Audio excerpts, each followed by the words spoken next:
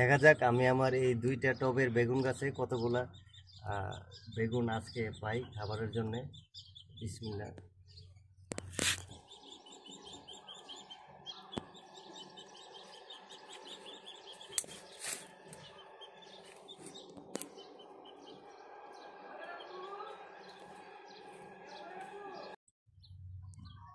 আজকে আমি আমার ছাদে যে দুইটা বেগুন গাছ ছিল টবের মধ্যে রোপণ করা, তো মাশাল্লাহ দেখতে পাচ্ছেন যে অনেকগুলা ফল আমি পেয়েছি। আমি পুরো রমজান জুড়ে এই দুইটা বেগুন গাছ থেকে আমি বেগুনি আমাদের বাসার সবাই খেয়েছি, বেগুনি বানিয়ে, এবং খুবই ভালো ছিল। গাছ নার্সারি থেকে যখন আনতে যাই আমি সবসময় জাতটা ভালো জাত একটা সিলেক্ট করার ট্রাই করি সবার আগে, কারণ জাত যদি ভালো হয় ফল এমনিতেই বেশি আসবে।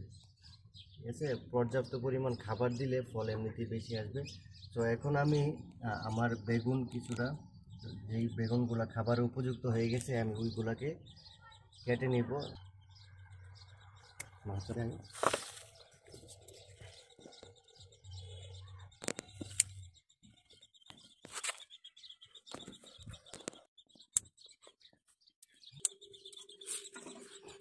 আলহামদুলিল্লাহ, আজকে এতগুলা বেগুন গাছ থেকে পারলাম, এবং আরও অনেকগুলো বেগুন আছে এখানে।